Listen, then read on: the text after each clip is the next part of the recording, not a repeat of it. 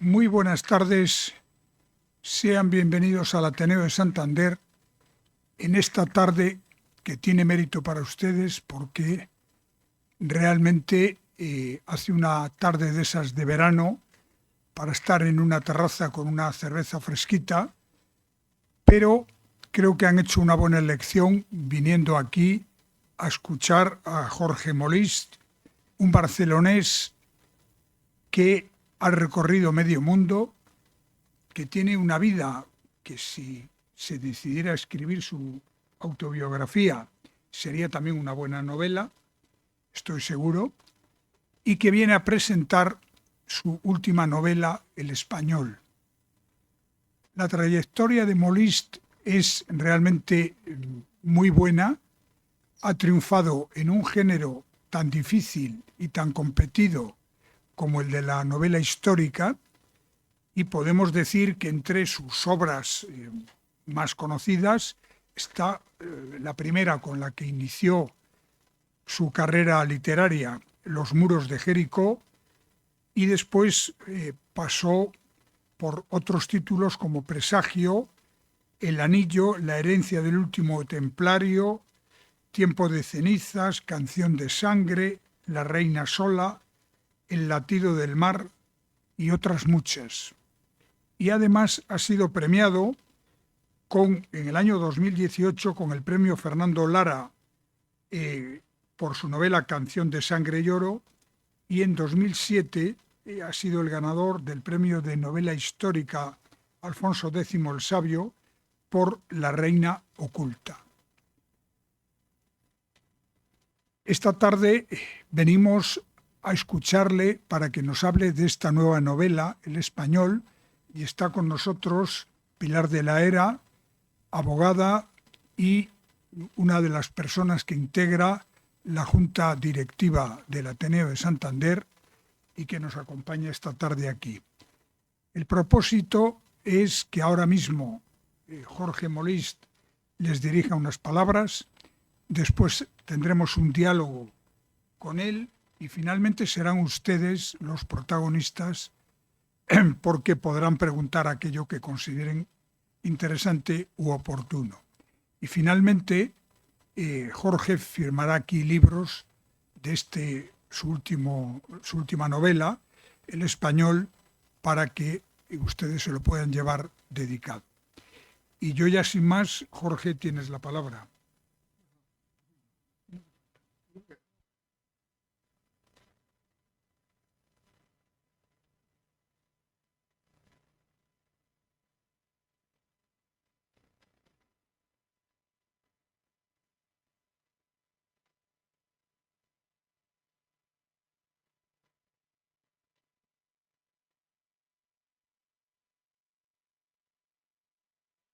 Hola, ahora. Bueno, empezamos de nuevo. Muy buenas tardes.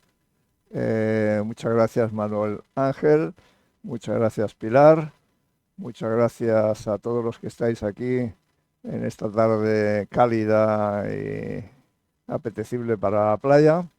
Estoy feliz de estar en Santander y feliz de estar en el Ateneo.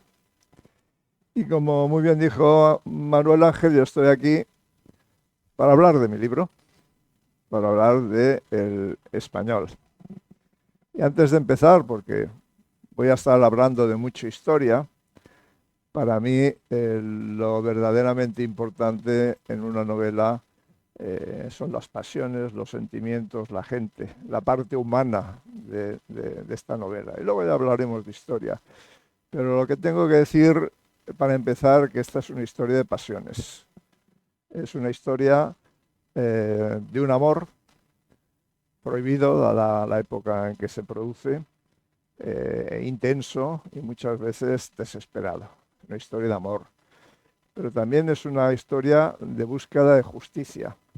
Y eso tiene una palabra, cuando una no la puede aplicar, venganza, que hace que el protagonista, nacido en el Mediterráneo, en una isla llamada Menorca, que en ese momento llevaba 70, 80 años ocupada por los británicos, se decidiera venir a la península a la España de Carlos III, cruzar España, cruzar el Atlántico, conocer la España del otro lado del Atlántico de la época y también la parte británica de América, en Estados Unidos, en la guerra de la independencia. Entonces, también es una novela de viaje que nos va a hacer descubrir el siglo XVIII, tal como yo lo descubrí. A mí es la primera vez que me meto en una novela del siglo XVIII. Me ha tocado estudiar mucho sobre ella y he encontrado cantidad de cosas que me sorprenden. Me sorprenden sobre la época y están reflejadas en la novela e imagino que os van a sorprender también. Y si tenéis la curiosidad que yo tengo, pues os tienen que interesar, ¿no? Y todo esto se remite a una historia propia mía. Antes tengo que decir que cuando yo le dije a un buen amigo que iba a titular a esta novela El Español, me dijo, "Oh, Jorge, tú no puedes hacer eso". Le dije, ¿pero por qué? Dice, porque en esta España en que unos no quieren ser españoles y los otros quieren ser mucho más españoles que los demás españoles, eso es una provocación. Le dije, bueno, será una provocación o no será una provocación, pero esa novela solo se puede titular en español y cuando la leas sabrás por qué. Bien, y me remito a mi pasado, ¿no? Tenía que ser el 1 de enero, pero retrasos de aviones hizo que yo llegara con mi familia el 3 de enero del año 84 a un lugar perdido en Ohio llamado Cincinnati. Ese Cincinnati era la central de la compañía para la que yo trabajaba en ese momento. Y caí en un entorno laboral totalmente anglo. ¿eh? Ahí la mayoría eran rubitos, con ojos azules, no había ni hispanos, no había negros. Entonces yo ahí, ¿qué era yo? Yo era el español. O sea, era el español, claro que sí. Y claro, naturalmente enseguida me interesé por la rica historia española en los Estados Unidos. Una historia que está muy olvidada, pero no se puede olvidar, porque ahí están los elementos, los monumentos que aún continúan de nuestra presencia en Estados Unidos. También me interesé mucho por la cultura hispana, las distintas culturas hispanas que se están reubicando en Estados Unidos y me convertí en el experto del mercado hispano para la división de la compañía para la que yo trabajaba.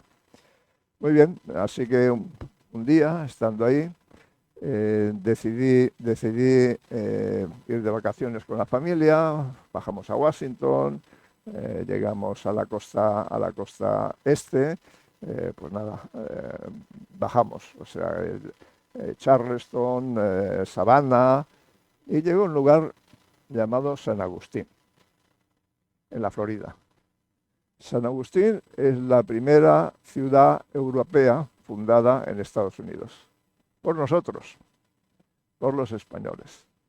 100 años antes que la primera familia británica pisara lo que hoy es Estados Unidos. Cuidado que en 100 años se puede hacer muchas cosas, y las hicimos.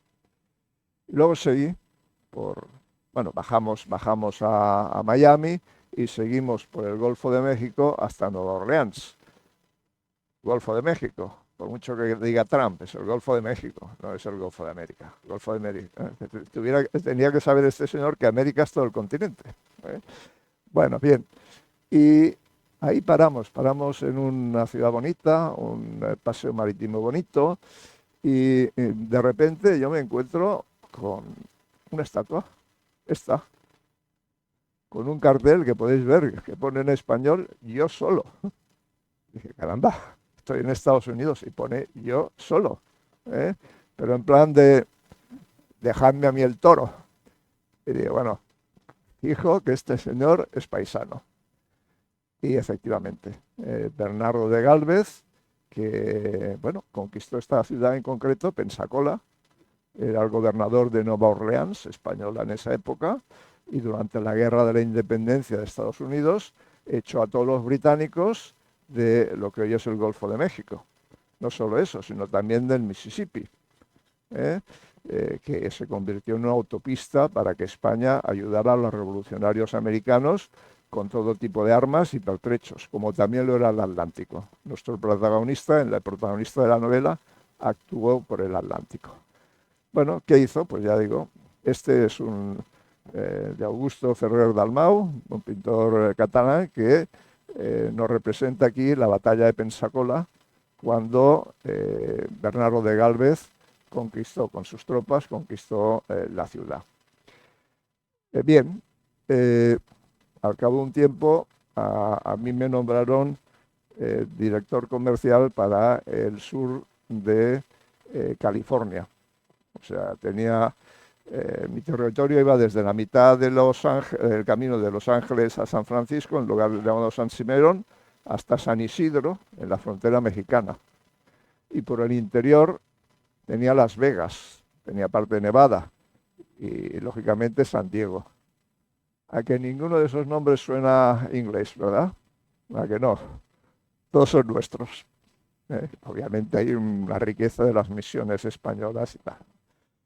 Bien, entonces, bueno, llegó el día en que me reclamaron de España.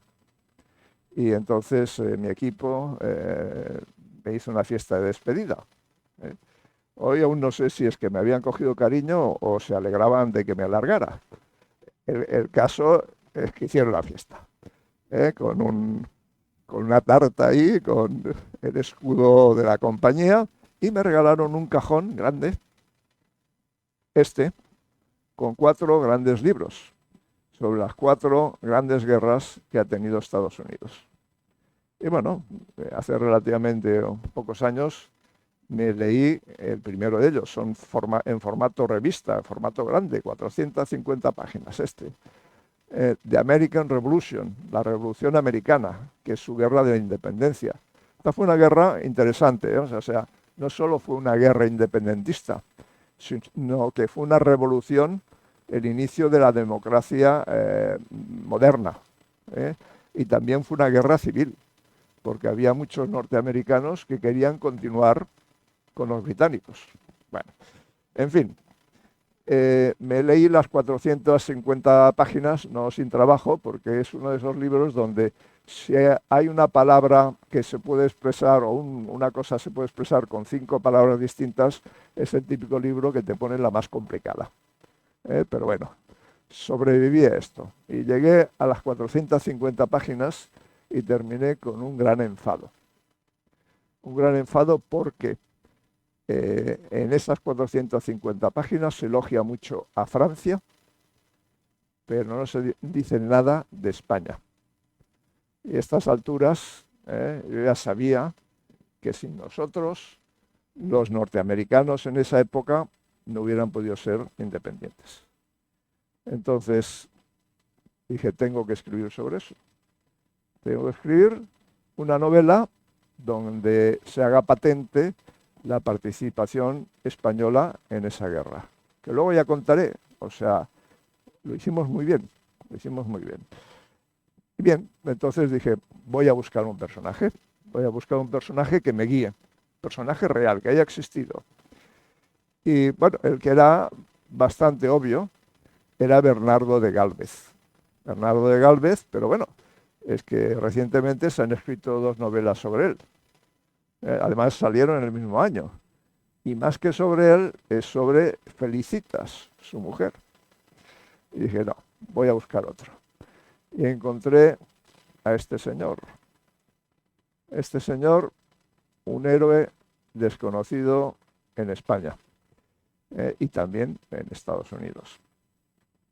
Este señor, el menorquín, que aparece en la novela, llamado Jorge Ferragut. Bueno, en su tierra le llamaban Jordi.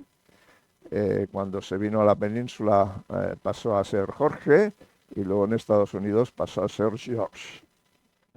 George Ferragut. Le cambiaron una letra en el apellido. ¿Qué hizo este señor? Bueno, me remito a una historiadora norteamericana, Renee Lyons.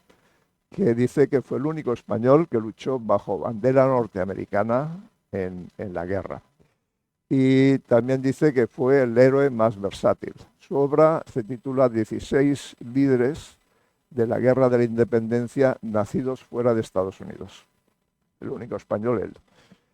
Y bueno, y también el más versátil, porque luchó primero como capitán de navío, después de galera, tuvo que hundir la galera para impedir la entrada de los británicos en la bahía de Charleston, y antes desmontó los cañones y luego fue oficial de artillería. Y terminó la guerra como comandante de caballería. ¿eh? Incluso he leído que en la batalla de Coppens él le salvó la vida a George Washington, nada menos. Le salvó la vida a George Washington. Claro, como lo compruebo todo, revisé la batalla de Coppens. No estuvo ahí George Washington. Lo siento, no estuvo ahí. Pero quien estuvo ahí fue William Washington, el primo de George Washington. Y ese es el que le salvó la vida. William Washington era el general de caballería. Y él como comandante le reportaba al general de caballería. Bueno, pues este es el personaje. También se dice que es el más ignorado. Más ignorado. Yo he querido averiguar por qué es el más ignorado. Porque, vamos, uno de los hechos es el hecho de ser español, porque nos han ignorado sistemáticamente todo lo relacionado con lo anglo, y la cultura dominante en Estados Unidos ha sido durante mucho tiempo lo anglo. Han discriminado a lo que es español. Pero bueno, a lo mejor a alguien le recuerda, ¿no? Vamos a ver, un sello de España. ¿Vale? Yo pregunto a la concurrencia, ¿es el mismo personaje? ¿Tienen las mismas cejas, el mismo pelo, la misma nariz? Eso no es. Eso no es. Se parece mucho, pero aquí me dicen que no. Bueno, resulta que David Farragut, que no es George Farragut, fue su hijo, que se llevó la fama del padre. Su hijo fue el héroe de la siguiente guerra, la Guerra de la Secesión norteamericana.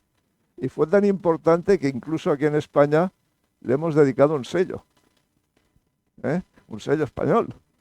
En Estados Unidos tiene calles dedicadas, tiene monumentos, creo de 2 estaciones de metro, tiene una ciudad dedicada. Y aquí, en España, pues nada, le hemos dedicado un sello. No solo eso, sino que en Ciudadela, donde nació su padre, tiene un monumento. Y el padre no tiene nada.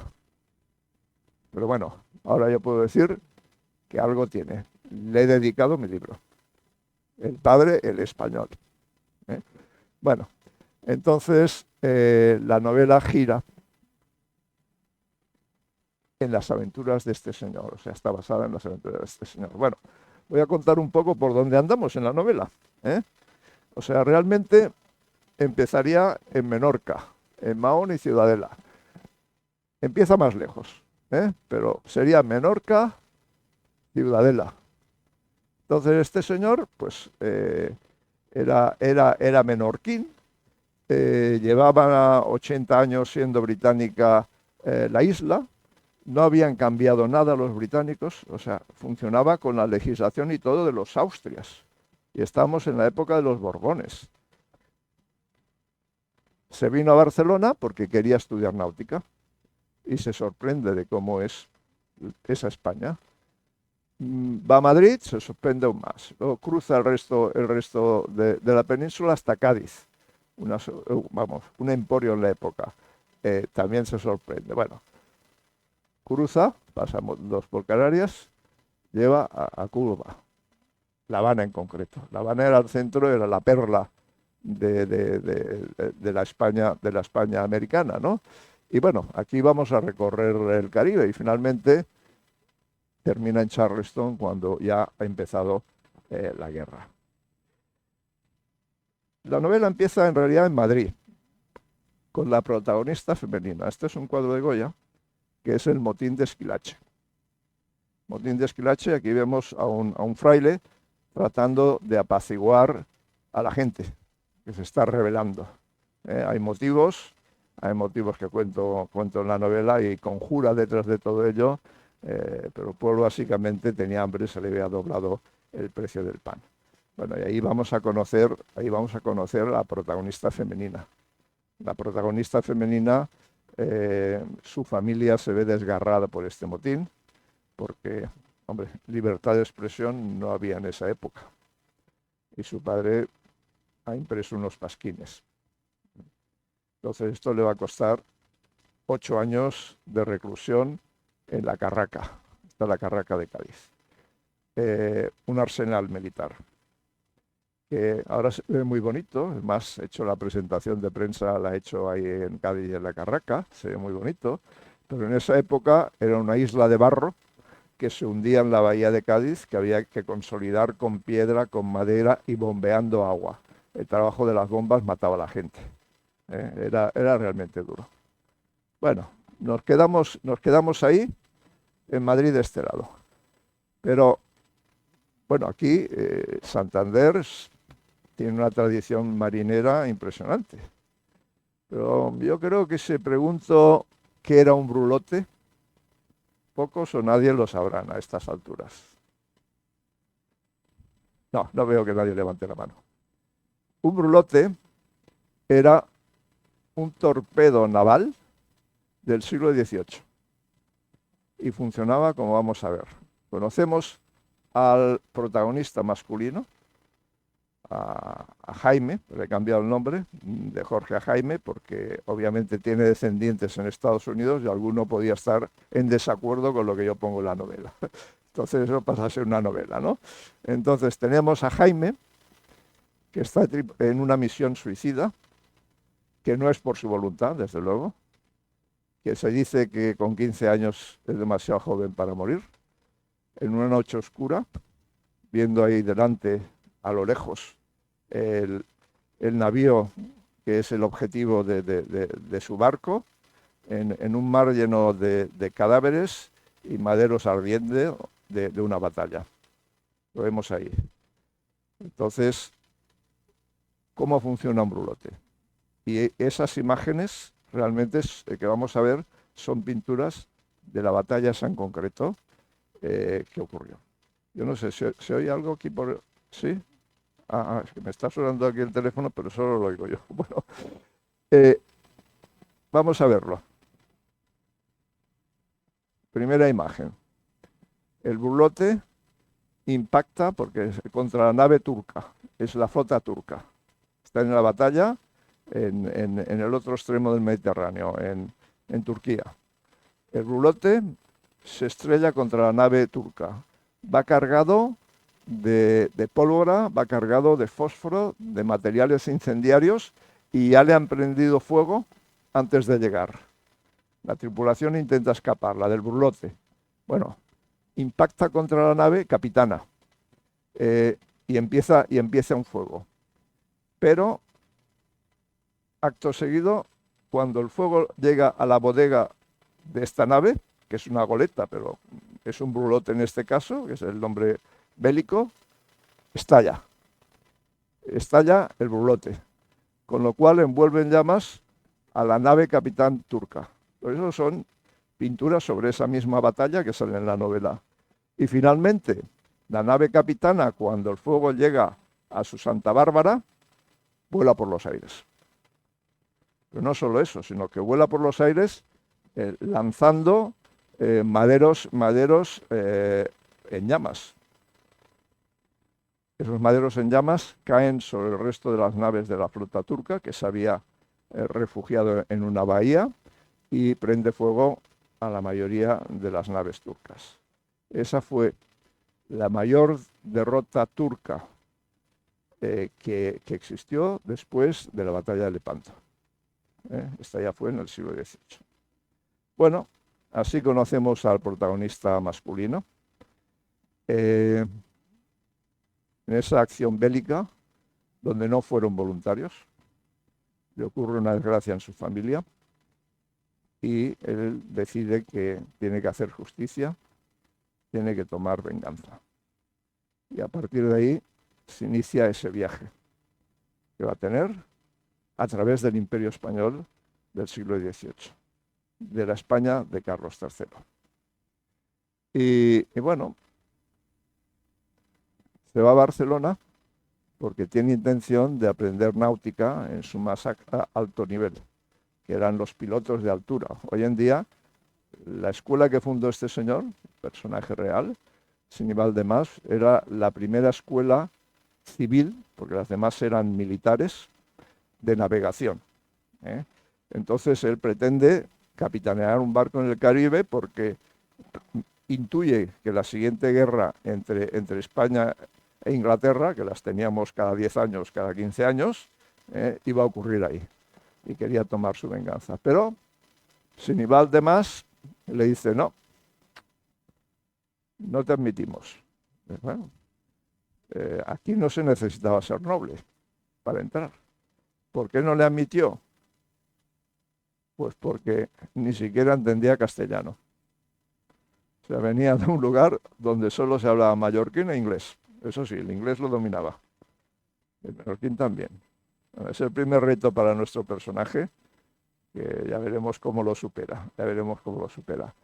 Bueno, y también conoce, pues, una ciudad muy curiosa en esa época, Barcelona. ¿eh? Vamos a ver, Barcelona tenía una gran fortaleza en un extremo. Hoy es el Parque de la Ciudadela. Y se llama Ciudadela por eso. Tenía un gran castillo en el otro. Estaba protegida por unas murallas enormes, con escarpas, contraescarpas, baluartes, fosos, todo lo más moderno de la época. Podemos aquí verlo todo. Pero si sumamos las instalaciones militares, que hasta aquí, y lo comparamos con la parte civil, que es la de color chocolate aquí dentro, incluyendo iglesias, incluyendo ayuntamiento, incluyendo todo esto,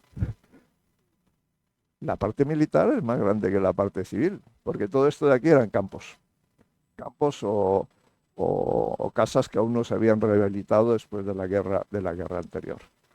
Bueno, pues conocerá esa Barcelona. Pero bueno, él lo que quiere conocer es la capital del Imperio Español. Él, en su isla, se ha declarado español. En ese tiempo, los menorquines no tenían claro qué eran. Llevaban 80 años bajo el control británico.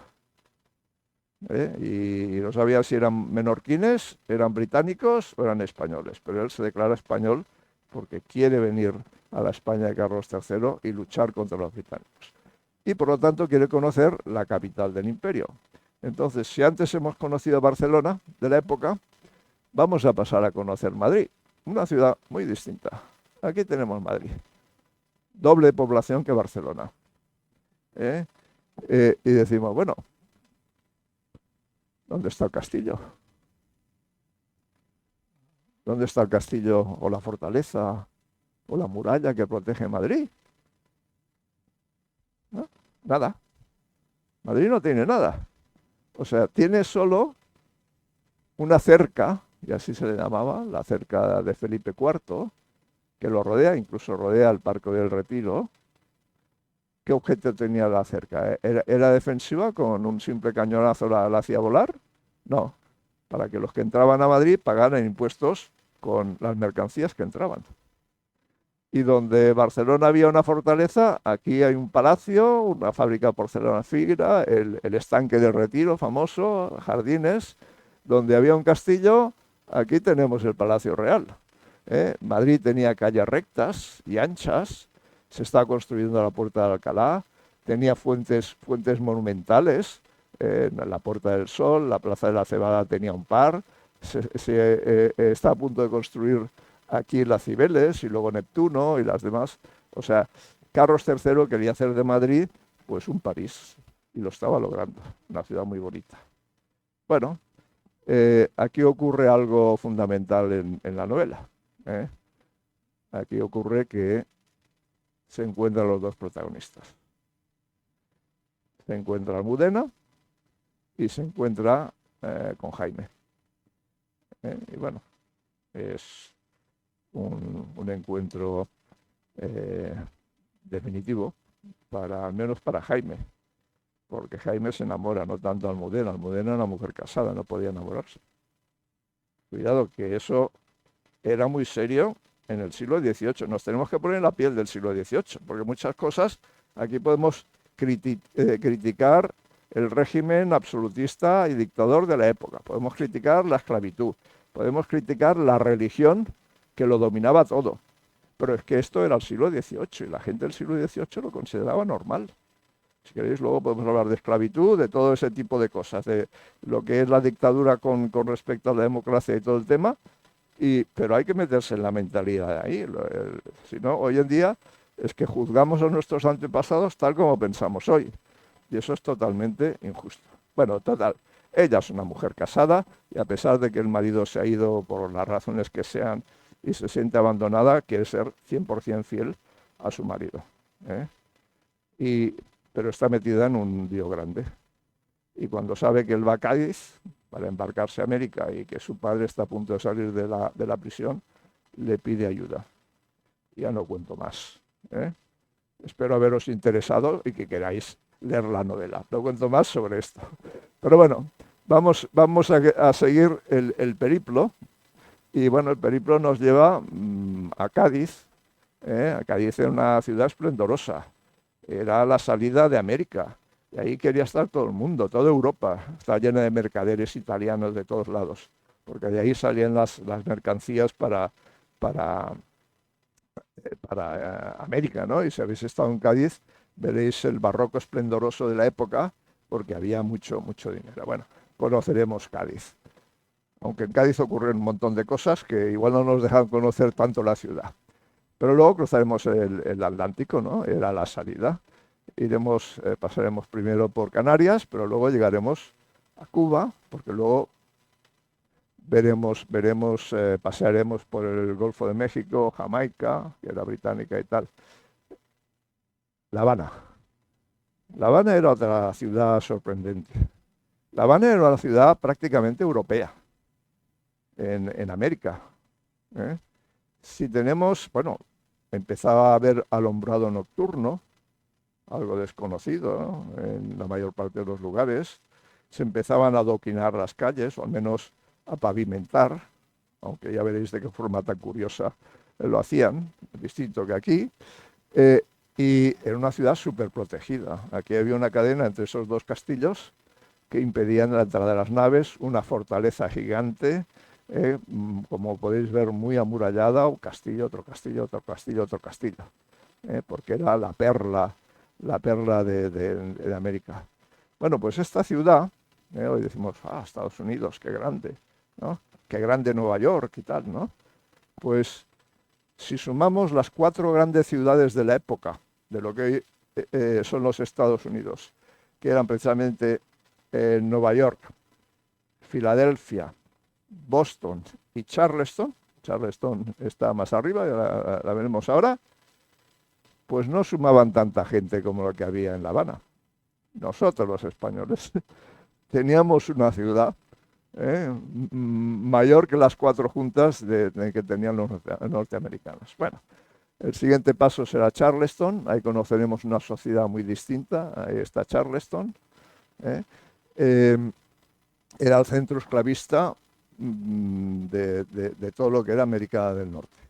El tráfico de esclavos era gran negocio. Cuidado, que también lo era en Cuba. Y bueno, vamos a conocer aquí, conoceremos la guerra de la independencia y cómo España empezó a colaborar en esta guerra. Bien, nos vamos a meter en la guerra de la independencia. Entonces, vamos a ver cómo actuó. Ahora voy a dar una visión histórica que no cuento en la novela, pero que creo que es muy interesante. Como he dicho, en el libro ese se elogia mucho la participación de Francia. Tenemos que tener en cuenta que Francia y España tenían regímenes muy semejantes, eran primos los reyes, era la época del absolutismo ilustrado, lo cual quiere decir todo para el pueblo, pero que el pueblo no diga nada, y se aplicaban métodos muy directos si alguien decía algo, ¿no? Entonces, él también tenía este sistema. Pero, vamos, los ingleses, los británicos, le habían dado una paliza importante hace 10 años antes del inicio de esa guerra. Cuidado, que nuestro rey Carlos III se metió al final para ayudar a su primo en esa guerra y también recibimos nosotros los españoles. O sea, había una deuda pendiente importante y se decidió pues ayudar a los independentistas norteamericanos. Y bueno, mandó sus tropas a luchar con los revolucionarios americanos. Cuidado, que ellos tenían la idea de la democracia, la libertad de prensa, la libertad de religión, cosa que no estaba en Francia. Terminó la guerra. ¿Qué ganó Luis XVI? Pues Luis XVI ganó el honor de darles un revolcón monumental a los británicos. ¿Qué más ganó? Bueno, ganó la Revolución Francesa. Porque los que vinieron de ahí, luego le montaron a él la revolución. Antes la Revolución Americana, luego la francesa. ¿Qué perdió? Ya sabéis, la cabeza en la guillotina. Eso es lo que le pasó a él. ¿Qué hizo Carlos III? Carlos III fue mucho más listo. Había aprendido de la guerra anterior. Además, estaba esperando los galeones de Indias que llegaban con oro. O sea, dijo, vale, yo apoyo. Y estuvo apoyando, declarado neutral, pero pasando armas, pasando pertrechos, ayudando en lo posible a través del Mississippi y del Atlántico a los revolucionarios. Y bueno, pues nada, Carlos III decidió entrar en la guerra y lo hizo 1 año y medio después de que entraron los franceses. Cuando yo vio las cosas muy claras. Para eso se necesitaba debilitar a los británicos a través de la guerra, dando suministros y tal, y teniendo un servicio de espionaje muy bueno, para saber exactamente cuándo debíamos nosotros participar. Y bueno, el protagonista de la novela tuvo un gran protagonismo, tanto que éramos en el transporte de armas a los revolucionarios, como en el espionaje. Bien, ¿qué ganó? Pues bueno, ganó el imperio más extenso de la época. Gracias a Bernardo de Gálvez, los echamos del Golfo de México, del Mississippi. O sea, llegábamos hasta 2.000 kilómetros al interior de Estados Unidos, prácticamente a la frontera del Canadá. Esto era España de la época. Recuperamos la Florida, que nos la habían quitado en la guerra anterior. En Centroamérica ya se habían instalado aquí y los echamos a los británicos. Aquí recuperamos, ¿qué? Menorca, claro. Y encima, como los portugueses eran aliados de los ingleses y no les podían ayudar a ellos, echamos a los portugueses de Uruguay. En este momento, España alcanzó su máxima extensión territorial. Y este mapa está mal, porque en teoría estábamos también en Alaska. En Alaska, en Nootka. Teníamos una posesión ahí para demostrar que aquello era nuestro. Bueno, en estas batallas, los voluntarios catalanes, el regimiento de voluntarios catalanes, tuvo mucho que ver. Pues bueno, los que mandaron aquí a Alaska a pasar frío eran voluntarios catalanes. Yo dudo que fueran muy voluntarios cuando les mandaron a Alaska a pasar frío, pero bueno, eran voluntarios catalanes. Bueno, el siglo XVIII se dice que era un siglo de decadencia para España, dicen eso. Sin embargo, este fue un momento esplendoroso.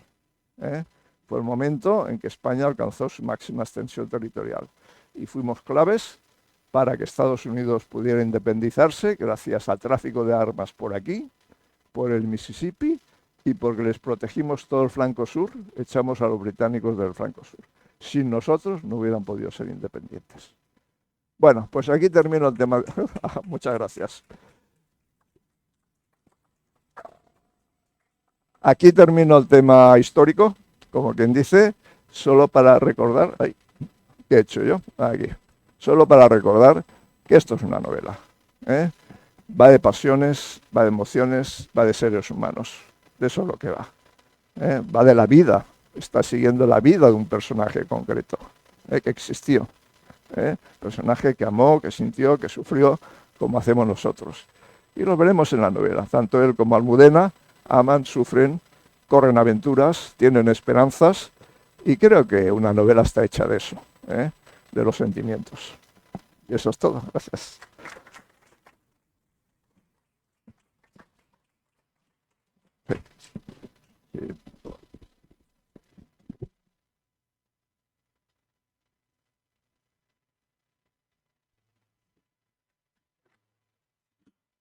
Bueno, muchísimas gracias a Jorge Molís por esta magnífica conferencia histórica, porque nos ha presentado no solamente la parte europea del siglo XVIII, sino la parte americana. Y ahora vamos a hacerle algunas preguntas y luego intervendrán ustedes. Tiene ahora la palabra Pilar de la Era. Sí, por empezar, muchas gracias. Muy interesante. Y sobre todo, la primera pregunta es si en ese siglo XVIII los actores principales, que yo me permito decir que no creo que fuera el pueblo, que eso vendría después, si tenían una razón clara, entre paréntesis meto el nombre del conde Aranda, que tiene unas palabras que son casi premonitorias con lo que luego iba a ocurrir, pero si el resto de actores, pues Florida Blanca, el propio rey, sus asesores, si tenían una idea consciente y cabal de lo que iba a ser Estados Unidos en el futuro, o bien de alguna forma este resultado, que es un poco lamentable, de que España ha pasado a ser ignorada en ese papel fundamental, pues sí, eso fue algo casi casual. Bueno, pues nada, gracias Pilar. Haces muy bien de mencionar al conde de Aranda, que era el embajador de España en Francia, y creo que estaba viendo los errores que cometía el rey francés. Y el conde de Aranda estuvo poniendo el freno a nuestra intervención y diciendo prudencia. Tiene unas palabras que dice que Estados Unidos era nuestro próximo enemigo. Más o menos dijo esto, ¿no? Entonces, claro, es que ahí está la contradicción. Dos reyes completamente dictatoriales, como eran. Tenemos que tener en cuenta que Carlos III no solo era el rey, sino que era el jefe de la Iglesia. Porque su confesor lo había nombrado el inquisidor general. O sea, y los obispos los nombraba él. O sea, era el Papa, luego lo refrendaba, pero los obispos y la obligación de los gobernadores era hacer cumplir primero la ley de Dios y luego la del rey. Y el pueblo identificaba al rey como elegido de Dios, lo había puesto Dios, y además España y el rey eran lo mismo. Ese era el concepto de la época, ¿no? Y el conde de Arana, pues sí, vio venir eso. O sea, tenemos que tener en cuenta que estábamos apoyando unos principios revolucionarios, unos principios que luego aquí se materializaron con las Cortes de Cádiz, que luego, por desgracia, se truncaron, ¿no? Y creo que el abolir las Cortes de Cádiz y la Constitución fue uno de los motivos por los que luego Hispanoamérica se sublevó. Entonces nosotros teníamos mucho que perder, porque esa era una guerra independentista y revolucionaria. O sea, tenemos que dos reyes que tenían un sistema autocrático están apoyando una revolución democrática. Por eso había que ir con cuidado. Entonces, Carlos III fue con cuidado. Cuando actuamos militarmente como España, actuamos bajo bandera española. sin mezclar a los españoles con los revolucionarios independentistas. Y fue para consolidar España. Claro que les ayudamos a ellos, pero era básicamente para hacer grande España. Y eso es lo que hicimos. Y ese puede ser uno de los motivos por los que se nos quiere ignorar, porque fuimos a hacer grande España. Claro que hubo algún, como el caso de Jorge Ferragut, el protagonista de la novela, hubo infiltrados que, entre otras cosas, eran espías de España y que estuvieron luchando junto a los norteamericanos, pero esos eran una minoría. Entonces sí, el conde Arana lo vio venir. Lo vio venir y dijo, cuidadito. Es más, nosotros no reconocíamos a Estados Unidos ni lo reconocimos en esa época. O sea, para nosotros no lo reconocimos como país, como sí hizo Francia, por ejemplo. Nosotros no lo reconocimos. Nuestros embajadores eran informales. Juan Miralles, que es uno de los personajes de la novela, fue muy importante, era el embajador no oficial de España en Estados Unidos, hasta el punto que llegó a ser amigo íntimo de George Washington. O sea, seguía a George Washington, pero en nombre del rey de España, pero sin ser embajador oficial, porque no habíamos reconocido los Estados Unidos. Es más, Juan Miralles, o de Miralles, murió en la casa de George Washington. Juan de Miralles fue uno de esos españoles que, entrando en contacto con los principios democráticos, se enamoró de ellos. Cosa que le ocurrió también al protagonista de la novela. Pero eso, es más, el protagonista de la novela en un momento determinado tiene que defender el sistema español, aunque no crea en ello. Dice, no, vamos a ver. Aquí lo importante es que el pueblo sea feliz. Y en España, al rey lo pone Dios y la gente está contenta con eso. No quiere decidir. Y la verdad, yo creo que realmente en España de esa época no se quería decidir. O sea, se creía en el rey. No sé si me he extendido demasiado, Pilar, pero bueno, me entusiasmo con el tema. No, lo que me dejas hacer una segunda, lo que no se entiende es, digamos, haciendo esa jugada tan hábil, ¿no? Porque, es decir, yo ayudo bajo cuerda, ayudo de una forma importantísima, ¿no? Y a través también del señor Gardoqui, de la compañía, Gardoqui, sí. se suministra todo tipo de dinero material para que ganen los insurrectos. ¿Cómo es posible que eso luego España no fuera capaz de hacerlo emerger? Una vez ya jugadas esas cartas, porque diplomáticamente no se ha hecho valer lo que, por otra parte, el propio George Washington incluso mencionó, y porque creo recordar que el propio Gardoqui está en la independencia. Sí. Bueno, creo que luego fue embajador también. Creo que fue el primer embajador oficial, uno de los de la familia Gardoqui, que era una familia muy poderosa, pues aquí de vecinos vascos, ¿no? Sí. Ahora recientemente, cuando ese Trump nos ha querido imponer aranceles a Europa, los franceses han dicho, y dice que Europa le debe mucho dinero, y ha salido un francés y dice, bueno, es que vosotros aún nos debéis a nosotros 100.000 millones de la época en que os ayudamos y no nos lo habéis devuelto. Que venís aquí pidiendo. Y España también les ayudó. Claro que fue una muy buena inversión. Eso hay que reconocer, que la ayuda española fue muy buena inversión, porque rentó en eso, en recuperar terrenos, en reconquistar terrenos, en que España fuera más grande, claro. Bueno, saliendo de la época exacta del siglo XVIII, final del XVIII, en el que está enmarcada esta novela, usted conoce bien no solo la historia de España, sino la visión que se tiene de España desde el otro lado del Océano Atlántico. ¿Cuál es su opinión sobre la leyenda negra? ¿Hasta qué punto ahora se está blanqueando la leyenda negra? ¿Hasta qué punto era falsa? Bueno, yo creo que era, francamente, totalmente falsa. Vamos a ver.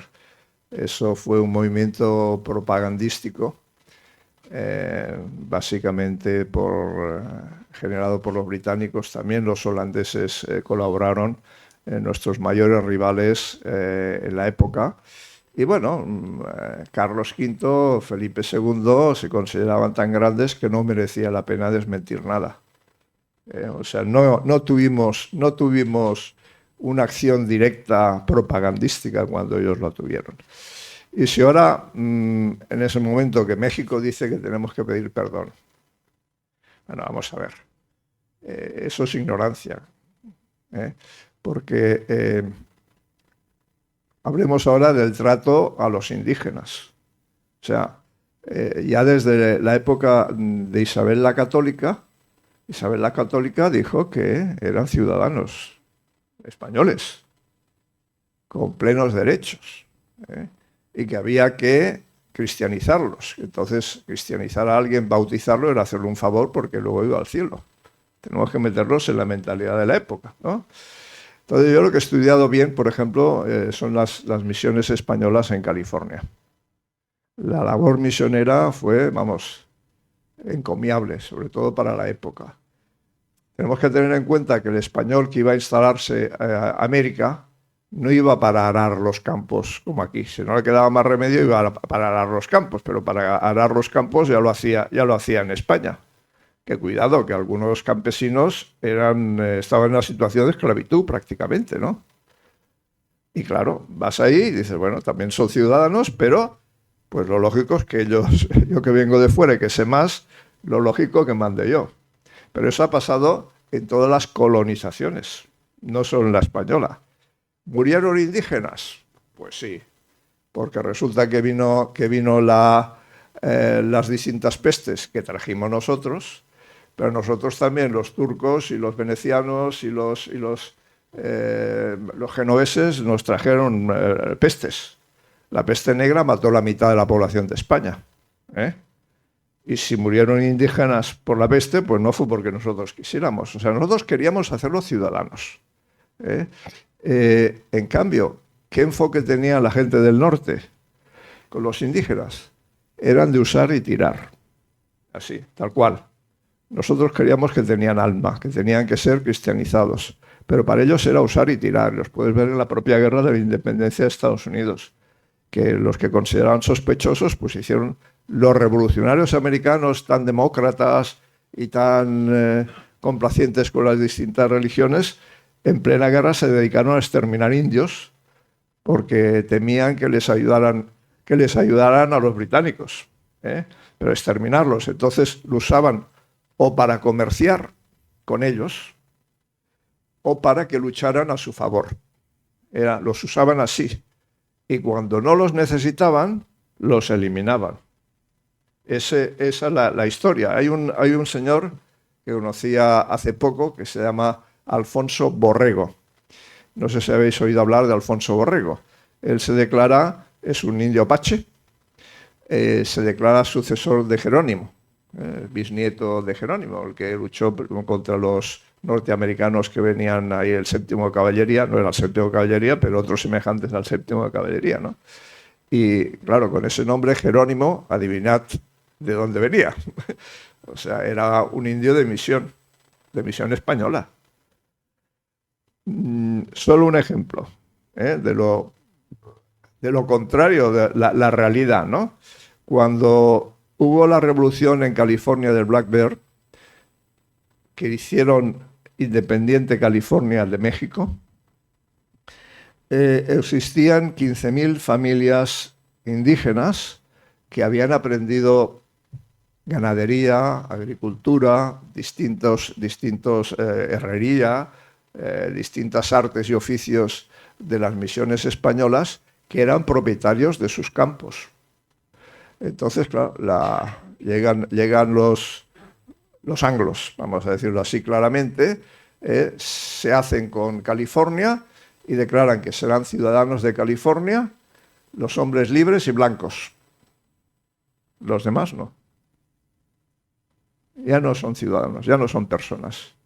ya se les puede robar a los indios que tenían sus posesiones ya del tiempo de nuestro, se les podía robar lo que tenían. Eso no ocurría con España. Entonces, eso es una visión que me enciendo un poco cuando hablamos de la leyenda negra. Yo no he estudiado la leyenda negra de los holandeses con la guerra de Flandes. Yo, lo que sí lo tengo claro es lo que ocurrió en América, ¿no? Claro que hubo abusos, sí, hombre, sí, que hubo abusos, hubo mala gente en un lado y otro, pero como política oficial y sobre todo las misiones era hacer de los indios ciudadanos y por eso hay tanto mestizo. En cambio, muy poquitos mestizos veremos en Estados Unidos, mestizos de indio con europeo. Muy bien. El libro arranca, ¿no? Una de las partes del libro quizás importante del motín de Esquilache. Sí, sí. Entonces, yo me gustaría ver si nos pudiera dar algunas pinceladas sobre el motín de Esquilache, si fue justo, si se ha banalizado, yo creo, un poco su traslado luego a la historia, ¿no? Quizás demasiado se ha simplificado. Y si al final Esquilache lo que fue un reformador ilustrado, y a ver si nos puede explicar un poco ese contexto. Bueno, Esquilache ha pasado la historia por el tema de las capas y de los sombreros, que recortaban las capas para que no fueran embozados por la calle y tapados. Y los sombreros, que eran chambergos, que eran sombreros así de anchos que los cubrían, pues convertirlos en tricornios, se cosían y se convertía en un tricornio, que era lo que se llevaba. Bueno, esta era una medida para hacer las calles seguras de Madrid, lo mismo que el alumbrado, que también lo trajo Esquilache, el alumbrado nocturno. Pero claro, la gente está muy descontenta, porque ¿quién pagaba el alumbrado nocturno? ¿Lo pagaba Esquilache? No, lo pagaban los vecinos. Pero bueno, el caso es que era un movimiento reformador. Por ejemplo, también había en Cádiz un monopolio donde había unos cuantos que se enriquecían comprando productos en Europa y vendiéndolos en América Española. Monopolio. Y Esquilache, pues obviamente con el permiso del rey, abrió 7 otros puertos de la península para el comercio con América, uno de ellos Santander. Entonces, claro, ahí había intereses de gente detrás de esto que veía sus privilegios con las reformas. Otra reforma es que liberalizó el precio del trigo y esa le salió mal, porque cuando liberalizó el precio, creyendo que la economía de mercado haría que los precios bajaran, fue lo contrario, porque era un mercado en monopolio. O sea, la Iglesia y los grandes terratenientes controlaban los precios en realidad. Entonces, sabían que guardando el trigo en los graneros, subía el precio. Y claro, a raíz de 2 o 3 años, el precio del pan se duplicó en España. Entonces la gente pasaba hambre. Y el motín de Esquilache, la excusa era que queríamos ser españoles y las capas cortas no eran españolas, lo cual tampoco era cierto. Esa es la excusa. Pero bueno, aquí hubo el tema en concreto hubo unos intereses importantes que excitaron al pueblo a sublevarse. Claro, la otra cosa es que ¿quién estaba haciendo eso? Era Grimaldi, Esquilache, eran italianos, los ministros reformadores, ¿no? Y bueno, se ve en la novela, detrás de todo ello, hay una mano oscura detrás del levantamiento del pueblo, que no fue solo de Madrid. Se levantó el pueblo en muchas ciudades de España, pero fue por el hambre, ¿no? Ni tampoco pedían democracia, no creáis que pedían democracia, ¿no? Ni mucho menos. Y no tocaban al rey porque el rey lo había puesto Dios, tocaban a los ministros, iban a por el gobierno, a por los ministros, ¿no? Vamos a dar un salto al presente. Y ¿usted se atrevería a escribir una novela histórica, por ejemplo, con un decorado de la transición española? Hombre, la transición española es realmente interesante, ¿no? Pero para mí es un poco compleja y quizá la he vivido demasiado de cerca para escribir sobre ellos. De alguna forma sé demasiado, tengo mi propia opinión y no, bueno, pues a lo mejor dentro de 100 o 200 años escribo sobre eso.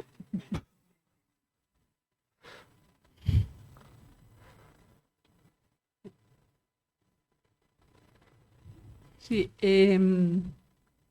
¿usted cree que España, qué reto tiene pendiente en cuanto todavía estamos a tiempo de, hombre, es evidente que con este libro es una contribución a que la presencia española determinante para la existencia de Estados Unidos pues, fuera una realidad, ¿no?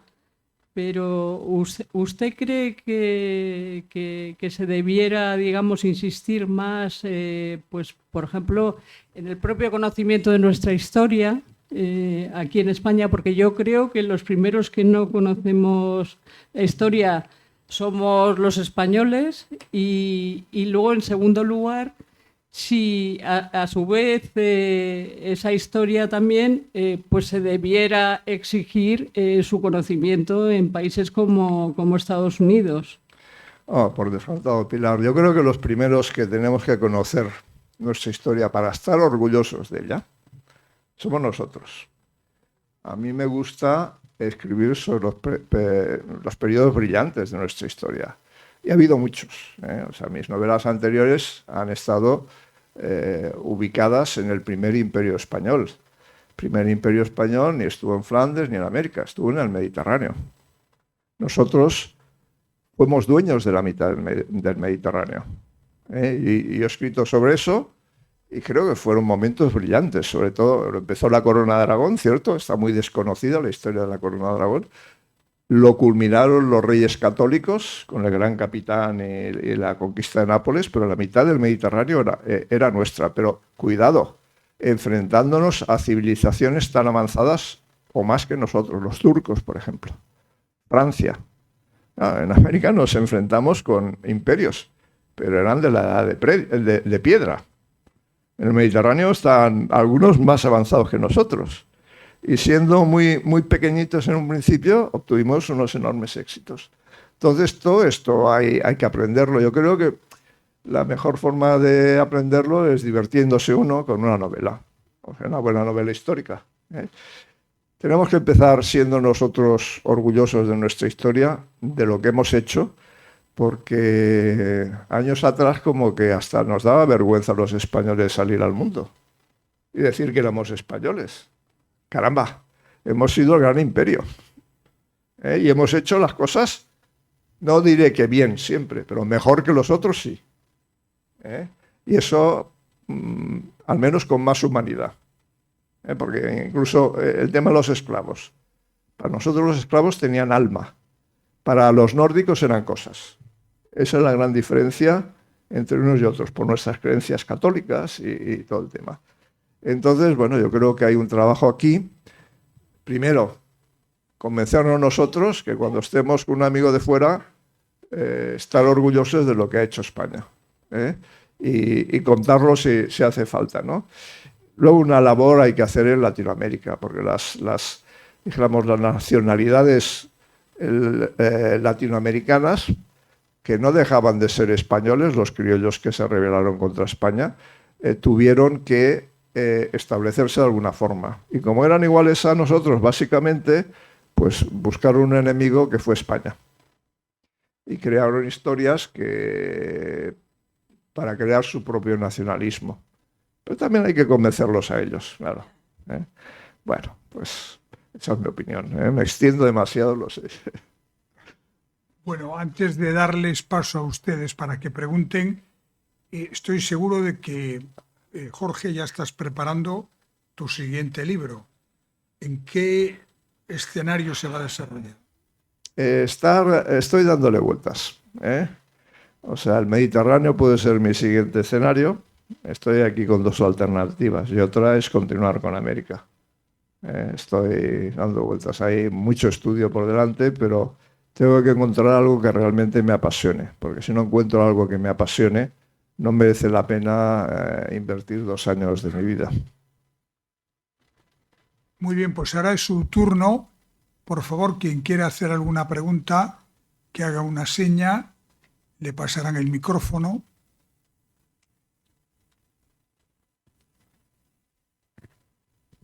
Grazie. Io sono italiano Ah, e bien. hablo malissimo spagnolo.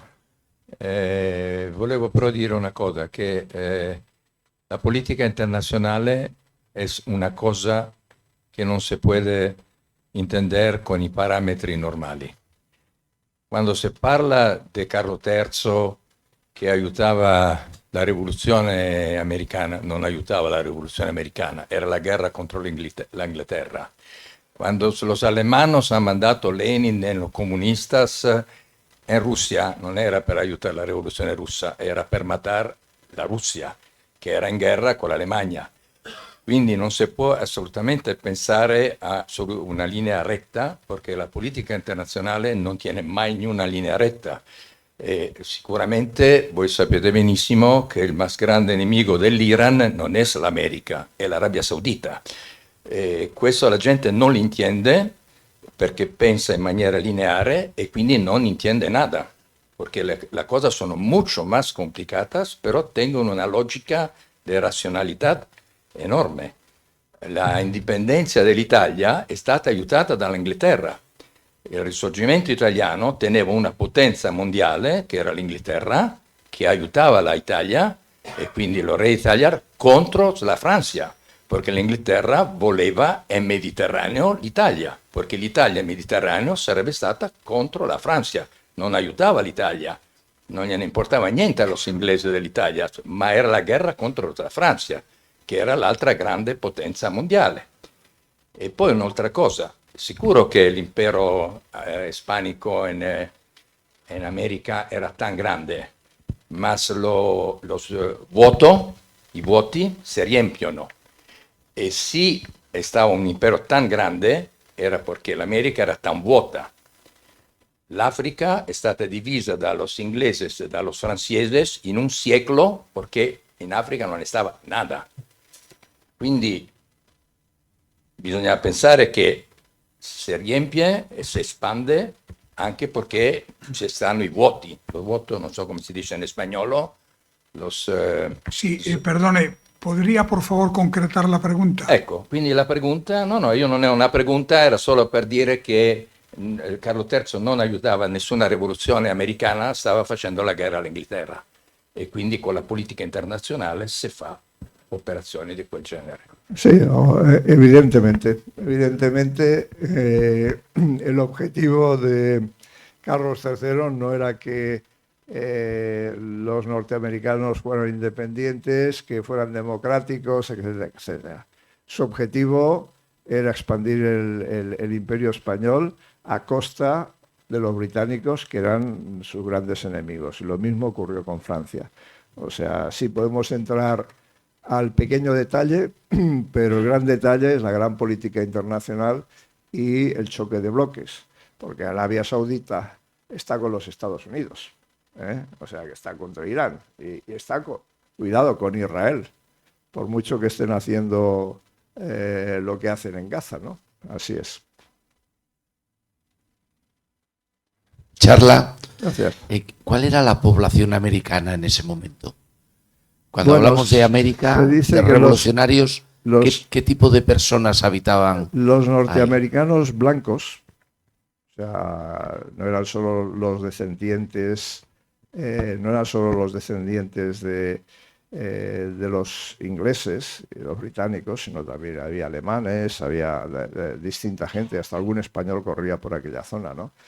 Se dice que eran 2,5 millones. Esa era la población que había ahí. Los blancos en la parte, digo los criollos, pero también digo blancos porque venían de España, también hay gente, pues en los territorios españoles podían llegar a 11 millones en ese momento. España, la metrópoli tenía 8. 8 millones. Inglaterra, o mejor dicho, Gran Bretaña, tenía de 8 a 9. Esas eran las poblaciones que había en ese momento. Bien, ¿alguna otra pregunta? Pues si no es así, recordarles que ahora Jorge Molist va a firmar ejemplares de esta novela El Español, que se está vendiendo en la entrada, y despedirle con un fuerte aplauso por esta magnífica conferencia.